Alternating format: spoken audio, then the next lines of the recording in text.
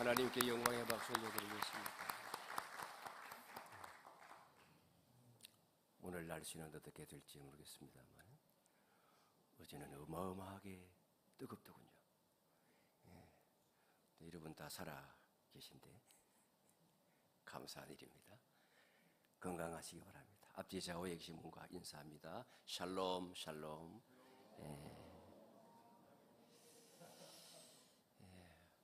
곧 더위가 가고 또 가을이 올 겁니다. 우리의 신앙도 또 더욱 가다듬는 기회가 되기를 바랍니다. 기도합니다. 하나님 아버지, 이 시간 우리 하나님께서 말씀하여 주시기를 기다립니다. 사람이 있어서 전하지만 성령께서 역사하심으로 하나님의 음성으로 내게 주시는 말씀으로 들을 수 있도록 감화 감동하여 주시옵소서. 예수님의 이름으로 기도하옵나이다. 아멘. 성도 여러분, 살아가시면서 가장 힘든 때가 어떤 때였습니까? 여러 경우가 있겠지만 내가 나쁜 짓을 하지도 않았고 선한 일을 했음에도 불구하고 다른 사람들의 오해를 받고 모함을 받을 때 그 억울함 말로 다 할 수 없습니다. 그런데 성경은 우리 그리스도인들이 그와 같은 억울한 순간들을 만나게 될 때 그것을 낯선 일로 여기지 말라 말씀합니다. 왜냐하면 성경에 보면 그러한 일이 허다하게 일어나기 때문이에요. 요셉은 형들의 시기를 받아서 노예로 애굽에 팔려가지 않습니까? 다니엘은 하나님 앞에 신실한 믿음을 가지고 영적 지조를 지키면서 기도한 탓에 사자굴에 떨어지지 않습니까? 하나님의 백성은 때때로 이와 같이 선한 일을 했음에도 불구하고 하나님의 뜻대로 살았음에도 불구하고 억울한 일을 당할 때가 있다고 성경은 우리에게 알려주고 있는 겁니다. 그러나 하나님은 그 순간에도 자기 백성을 보호하시고 이끌어주시고 오히려 고난을 통해서 더 큰 길로 안내하시는 것을 볼 수 있습니다. 오늘 본문도 마찬가지예요. 바울이 고린도에서 복음을 전하면서 많은 사람이 믿는 영적 부흥을 경험했지만 곧 유대인들로부터 고소를 당하여 새롭게 부임한 총독 갈리오 앞에 끌려가서 재판을 받게 되는 겁니다. 개인적으로도 시련이고 교회적으로도 큰 시련이죠. 제가 여러분 여기에서 복음을 전하다가 누가 고소해서 경찰에 의해 끌려가면 여러분 심정은 어떻겠어요? 교회가 세상으로부터 초토화될 위기에 처할 수 있는 것 아닙니까? 그러나 바로 그 자리에서 하나님께서 바울을 지키시고 오히려 교회를 더욱 견고하게 세워가십니다. 오늘 말씀을 통해서 우리가 고난 속에서도 역사하시는 그 하나님의 인도하심 살펴보고 그 가운데 우리가 가져야 될 순종의 자세가 어떠한 것인지 깨닫게 되기를 바랍니다. 먼저 생각할 것은 하나님께서 복음을 보호하신다는 사실이에요. 바울이 여러분 고린도에서 얼마 정도 머물며 복음을 전했습니까? 1년 반 정도 되죠. 그때에 새로운 총독이 부임을 해요. 갈리오 총독이에요. 이 갈리오 총독은 상당히 유명한 집안이에요. 우리에게 잘 알려져 있는 유명한 웅병가 세네카의 아들이에요. 근데 로마로 이사 오면서 입양을 하면서 이름이 개명을 하게 돼요. 그래서 갈리오인데 실제 이름은 세네카예요. 그리고 그의 동생도 스토아 학파 철학자 중에 아주 유명한 사람이에요. 그리고 그 동생 세네카가 그 악명 높은 네로 황제가 어릴 때에 가정교사 역할을 하는 사람입니다. 다 똑똑한 사람이에요. 근데 그 동생 세네카는 이후에 네로가 황제가 될 때, 지금의 황제는 클라우디우스 황제 아닙니까? 이 클라우디우스 뒤를 이어서 네로가 황제가 돼요. 근데 황제가 될 때에 자기를 가르친 스승이 자기를 암살하려는 일에 공모한 사실을 알고 죽여버려요. 그러니까 가정교사 동생 세네카는 그렇게 죽임을 당하고, 이 갈리오도 동생과 함께 네로를 죽이는 음모에 가담한 것으로 오해를 받아서 강제로 자살을 당합니다. 그 갈리오가 지금 여기에 부임을 한 거예요. 서기 51년 4월에 고린도로 파견이 되어지고 7월 1일에 취임을 한 것으로 역사의 기록은 남아 있습니다. 이 권력이 교체된 거예요. 권력이 교체될 때에 이 불안정한 시기에 유대인들이 문제를 제기하면 사회 안정을 위하여 곧장 받아주겠지, 그런 생각을 하면서 이 바울을 총독 앞에 끌고 가서 문제 제기를 하는 것입니다. 이 유대인들이 바울을 고발한 내용이 무엇입니까? 종교적인 문제예요. 로마의 종교 문제가 아니라 유대인들의 종교적인 문제예요. 13절 보시면 이 사람은 율법을 어기면서 하나님을 경외하라고 사람들을 권하고 있다. 이 내용으로 끌고 가서 고발을 한 거예요. 그러니까 갈리오 총독의 입장에서 볼 때는 유대인들 너네들 문제구나. 근데 그 사람이 무슨 사법적인 로마법을 어긴 범죄는 아무것도 하지 않았구나 하는 사실을 금방 알아챈 거예요.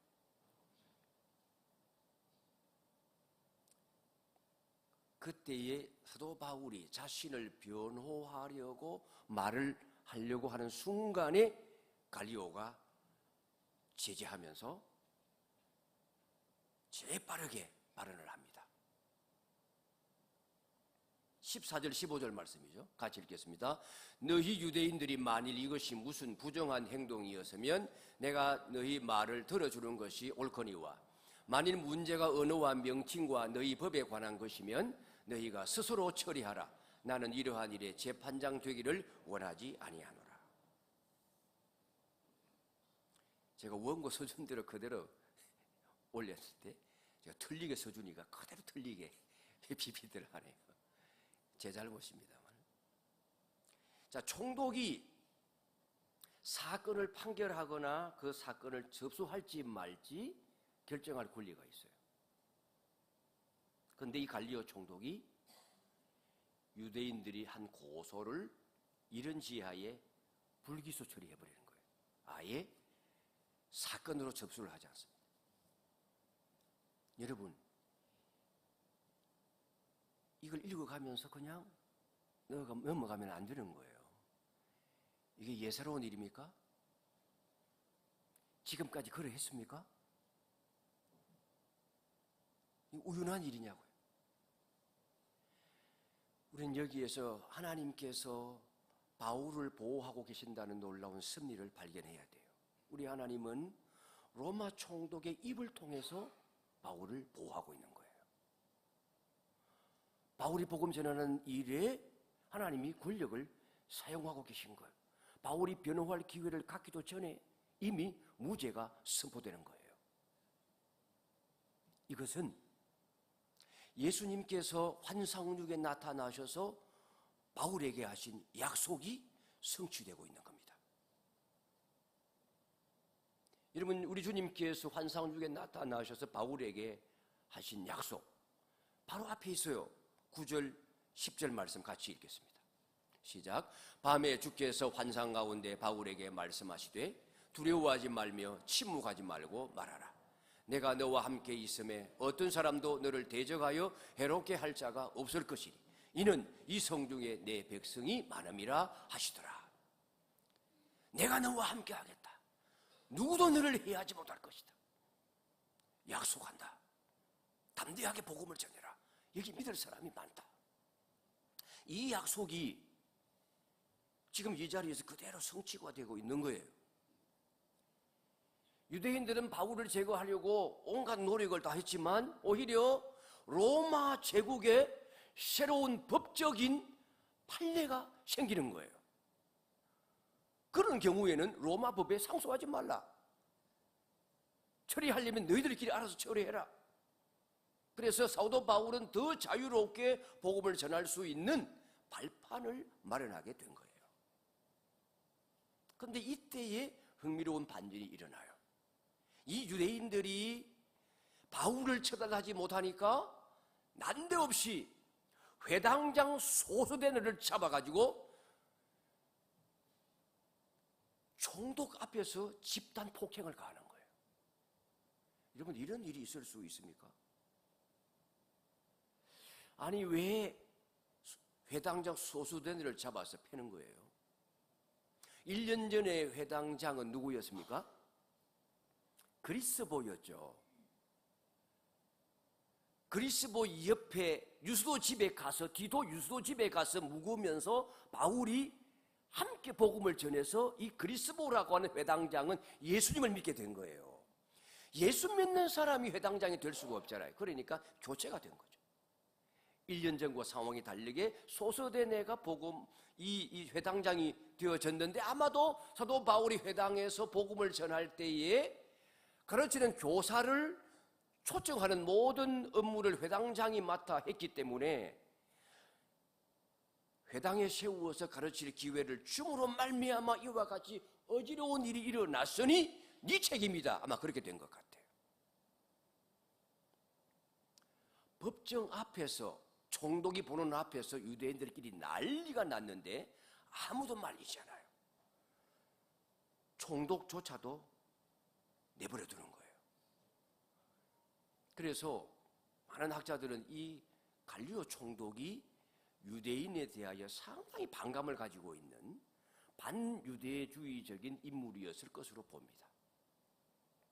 그런데 더 놀라운 것은 이 소수대네가 여기에서 그리스도인들 때문에 얻어맞는데,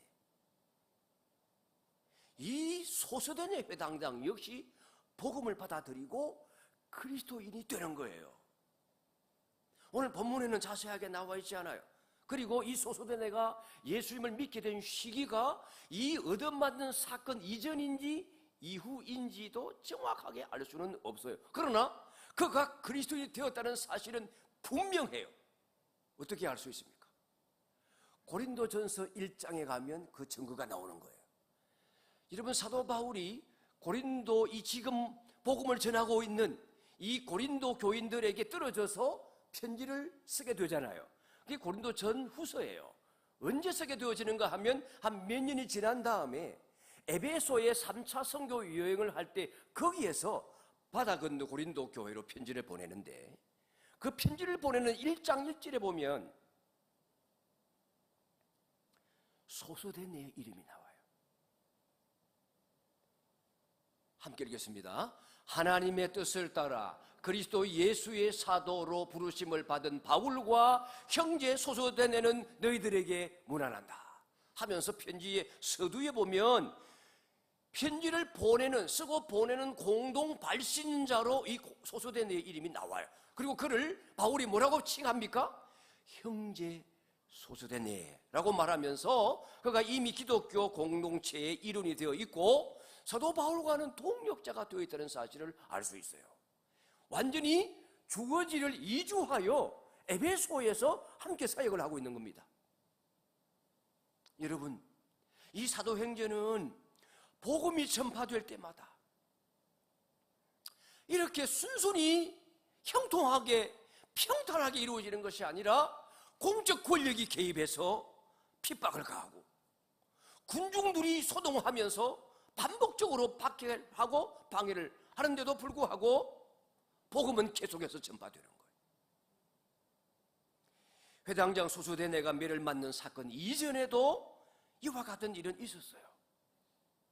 어디입니까? 데살로니가에서도 마찬가지였어요. 유대인들이 이 불량배들, 그 아고라 광장에 있는 그 하층민들 가운데 이 폭도들을 모아가지고 소동을 일으키잖아요.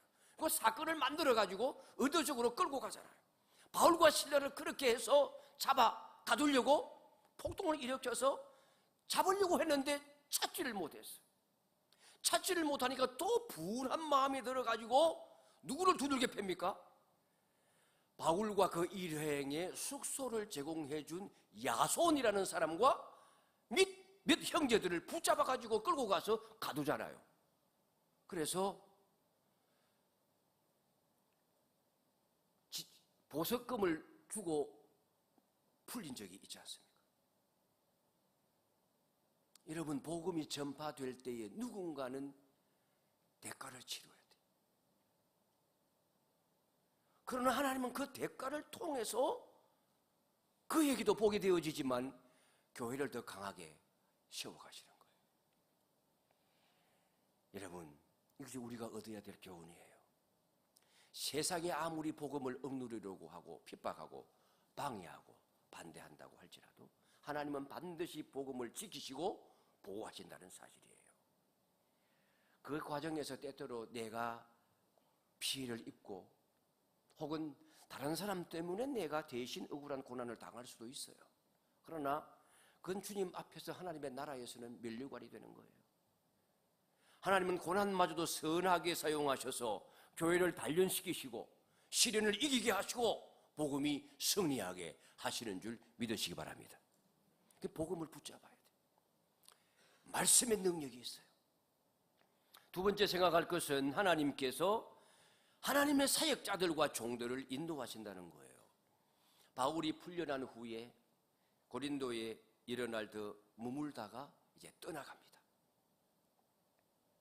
떠나갈 때에 로마에서 쫓겨왔던 아굴라와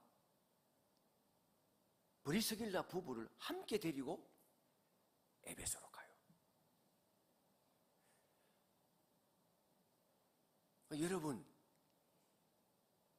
가는 곳곳마다 복음의 동력자가 생기는 거예요. 그리고 바울 사도와 함께 그들의 생존의 영역을 주거지를 옮겨 다니잖아요.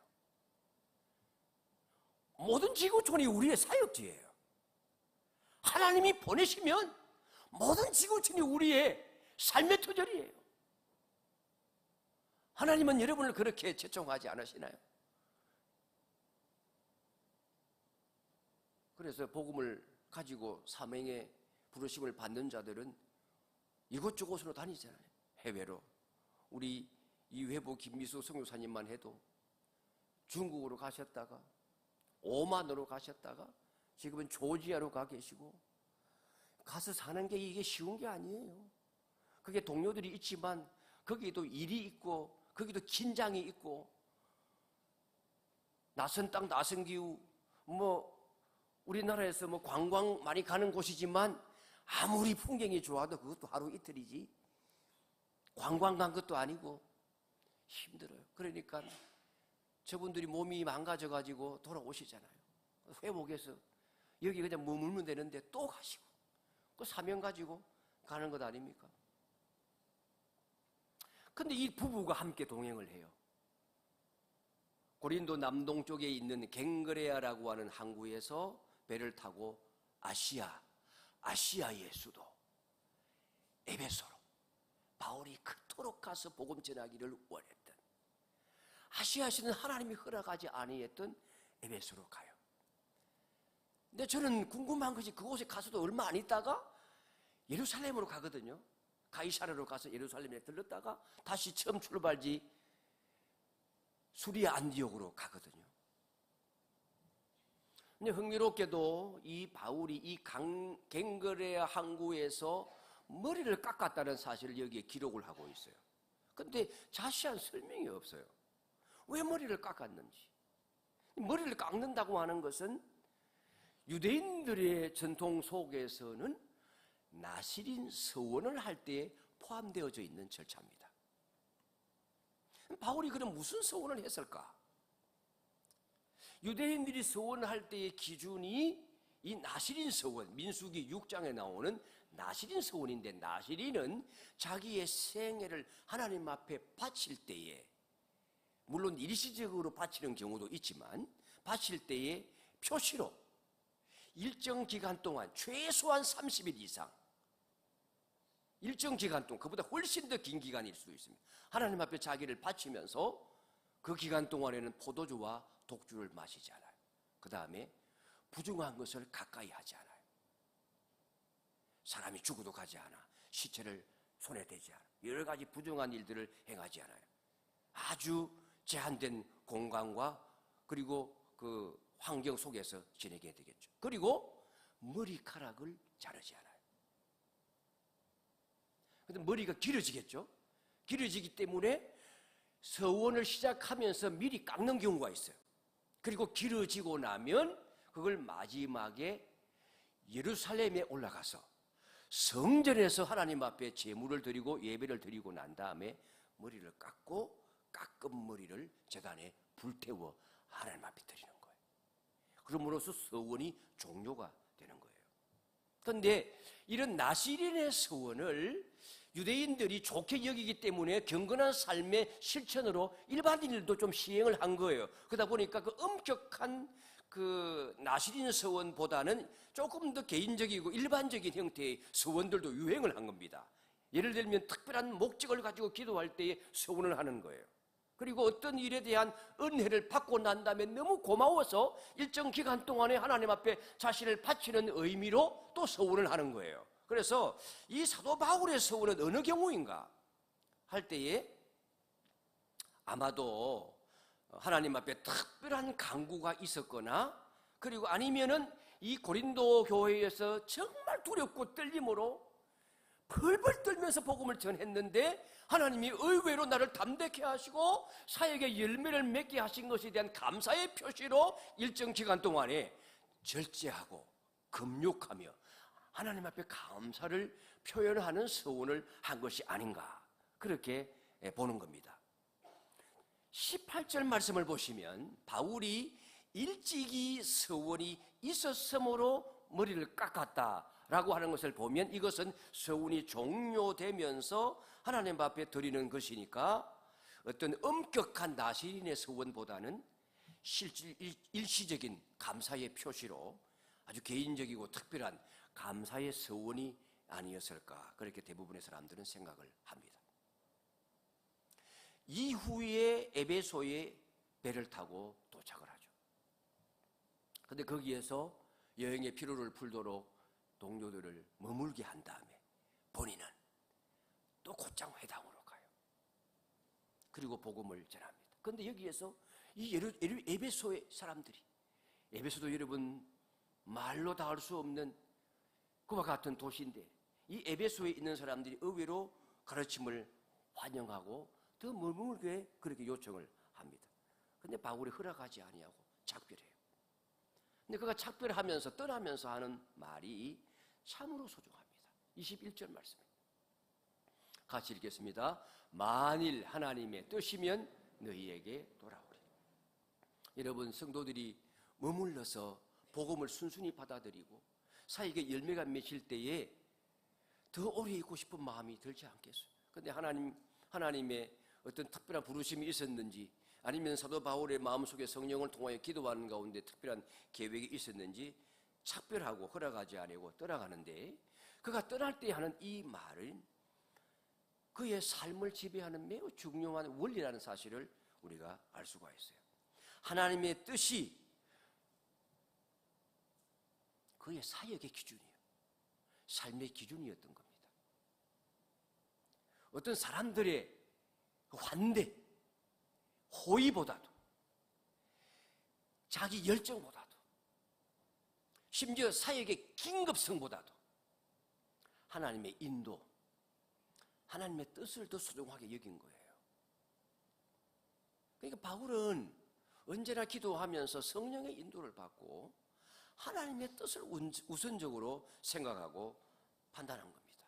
교회가 요청을 해도 어떤 인간적인 계산보다도 주님의 뜻이라면 이라고 하는 이 신앙적인 자세가 그의 중심에 있었던 것입니다. 여러분 우리의 인생도 이러해야 된다고 생각해요. 우리에게 많은 기회와 많은 요청이 있어요. 그럴 때 어떤 선택을 하고 어떤 결정을 할 것인가.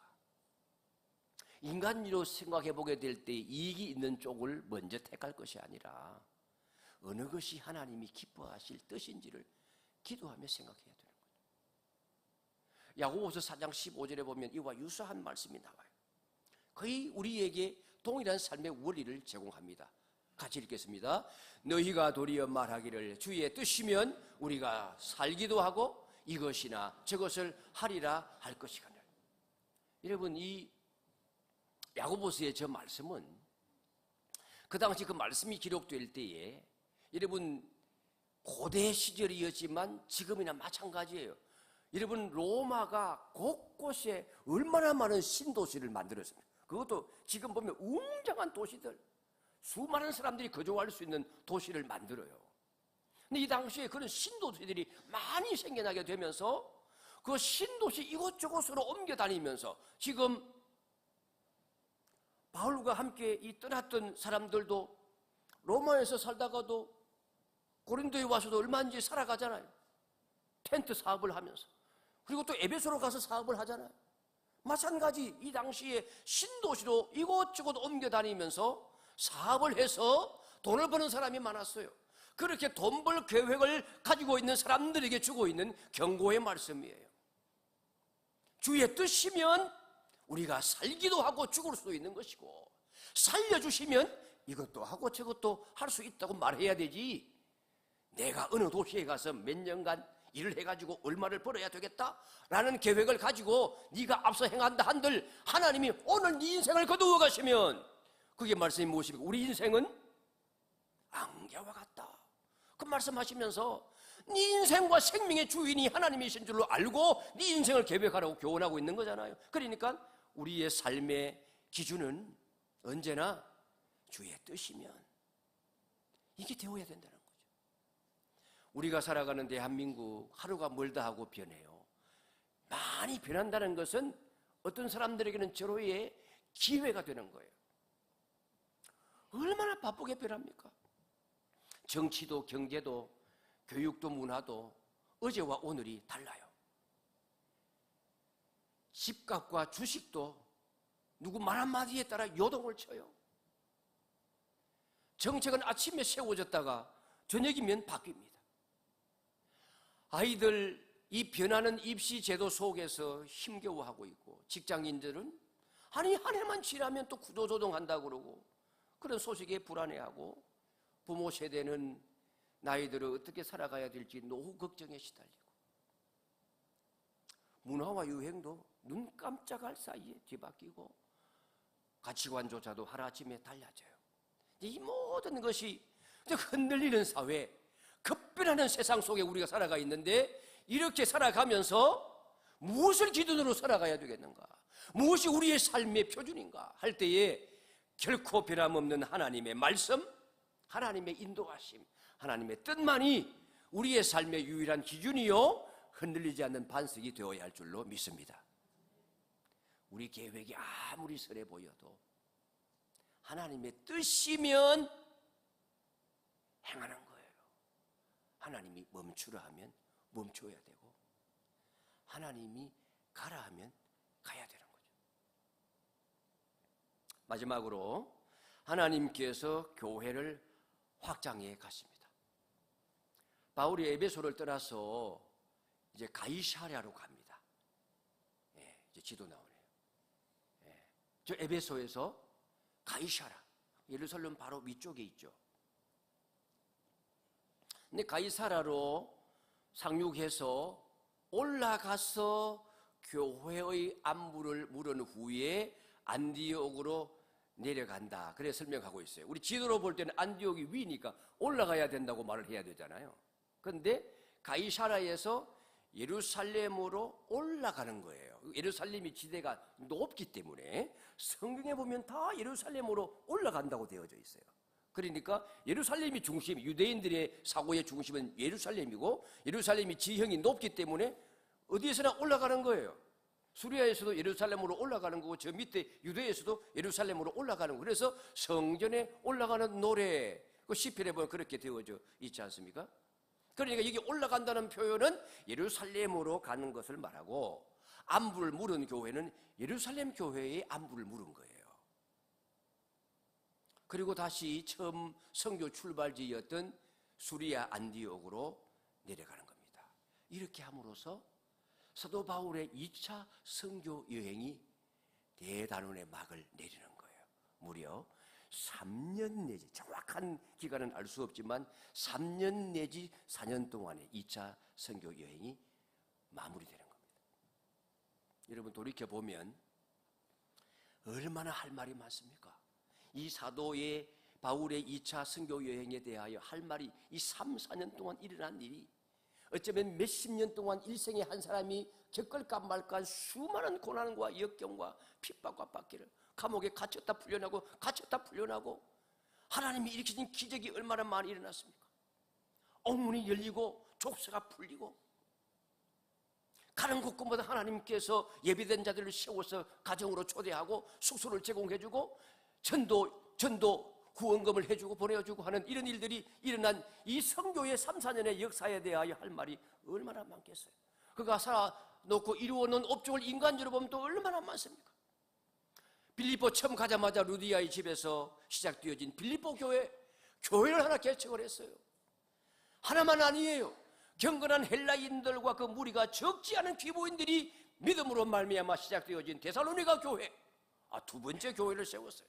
동일하게 내려와서 헬라인의 귀부인들 그리고 적지 않은 남자들이 믿음으로 말미암아 시작되어진 베레아 교회.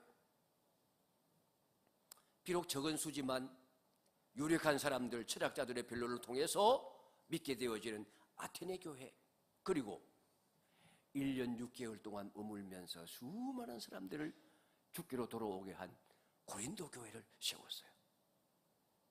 그 외에도 중간중간에 세웠던 교회들 1세기쯤에 보게 되어지면 얼마나 많은 교회들이 거기에 서게 되어졌는지 모릅니다.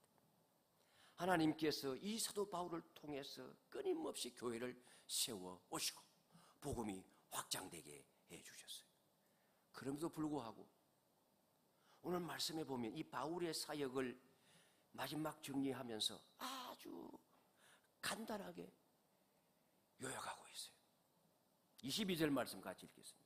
시작. 가이사라에 상륙하여 올라가 교회의 안부를 물은 후에 안디옥으로 내려가니라. 끝이에요. 마치 일상의 한 부분을 기록한 것처럼 보여요. 근데 이 안에는 앞서 말씀드린 것처럼 복음을 통해 세워진 수많은 교회, 그 교회가 세워지기까지 엄청난 핍박과 박해와 고난과 피 흘림이 거기에 있었는데, 이 모든 것이 궁극적으로는 하나님의 역사요, 성령께서 함께 하신 결과이기 때문에 아주 수수하게 사도 바울의 사역을 정리하고 있는 거예요. 오늘 본문을 탁 자른 본문도 좀 이상하잖아요. 웬만하면 동그라미가 있는 문단을 나누어 놓은 23절까지 다 읽으면 좋은데 22절까지만 읽었잖아요. 왜요? 알고 보면 23절부터 바로 3차 선교 여행이 시작되는 거예요. 그러니까 여러분, 이 2차 선교 여행에 대하여 성경이 누가를 통하여 하나님이 기록하시게 될 때 이 인간적인 업적을 휘황찬란하게 높이고 찬양하며 사도 바울에게 주목하게 하시지 않는 것을 볼 수가 있어요. 아주 소박하게 요약을 해요. 이 작은 기록 속에 하나님의 놀라운 능력과 섭리가 담겨져 있는 겁니다. 우리 교회 역시 마찬가지예요. 우리가 이 교회에서 섬기게 될 때 때로는 눈에 띄지 아니하는 조그마한 순종, 그게 처음은 아주 작은 것이지만 그것이 훗날 이 교회를 세우고 복음을 확장하는 씨앗의 역할을, 밀알의 역할을 감당하게 되는 것입니다. 제가 이 말씀을 준비하면서 우리 교회에 처음 이렇게 예배당을 짓고 첫 예배를 드릴 때에 참석했던 성도들의 수 얼마 되지 않아요. 그런데 하나님께서 12년, 이제 11월 달이면 12년이 되는데 그동안에 많은 사람들을 보내주셔서 1부, 2부 예배 드리면서 우리 출석교회만 해도 500에서 600명 정도 됩니다. 제적교인들은 더 많죠. 여러분들이 바톤 터치하면 돌아가면서 결석하고 출석하고 하시는 것 같은데 모든 분들이 꾸준히 오시면 얼마나 많은 성도님들이 이게 꽉 차서 예배를 드리게 되는지 모릅니다. 또 왔다가 가시고 형편 따라 가셔야죠. 이사도 하시고 직장이 다르기도 하고 또 좀 지내다 보면 상처 입어서 그걸 치료를 못 받으면 돌아가시는 분도 계세요. 예, 떠나온 교회로 또 회복이 되어서 돌아가시는 분들도 계시고 이렇게 부흥을 했어요. 처음부터 끝까지 이 교회를 지키는 분들이 계세요. 수고하고 헌신하는 분들이 계신 거죠. 우리가 주님의 뜻을 따라 걸어갈 때에 하나님은 반드시 교회를 흥왕하게 하여 주시고 굳게 세워 가시는 줄로 믿습니다. 사랑하는 성도 여러분, 오늘 본문을 통해서 우리가 얻는 교훈이 무엇입니까? 하나님께서 당신의 입으로 나가신 말씀, 복음을 친히 보호하십니다. 어떤 세상의 대적이 있어도 복음은 절대 패배하지 않고 무너지지 않습니다. 둘째로 우리의 사역과 걸음은 언제나 기준이 있어야 됩니다. 세상은 끊임없이 변해도 우리의 삶의 기준 오직 주님의 뜻이어야 됩니다. 마지막으로 하나님은 끊임없이 교회를 확장해 가시되 우리의 작은 순종을 통하여 큰 사역을 이루신다는 사실이에요. 지금 내가 사람으로부터 칭찬 인정받지 아니하고 당장 효과가 나타나지 아니하고 열매가 없어도 나의 작은 미랄 같은 헌신과 희생을 통하여 하나님이 큰 나무가 되게 하시고 많은 새들이 와서 깃들이며 쉬는 안식처의 역할을 하게끔 키워 가시는 것입니다. 우리의 인생길이 그러하기를 바라고 우리 교회가 그와 같은 이 여정을 따라가기를 주의 이름으로 축원합니다. 억울한 고난 당할지라도 하나님의 보호를 신뢰하고 불확실한 길 위에서도 하나님의 뜻을 붙잡고 작고 평범한 일상 속에서 교회를 세우시는 그 하나님의 역사를 기대하면서 함께 손잡고 주님 오시는 그날까지 마라나타 마라나타를 외치면서 승리의 길 걸어가는 저와 여러분 되시기를 주의 이름으로 축원합니다. 우리 함께 찬양합니다.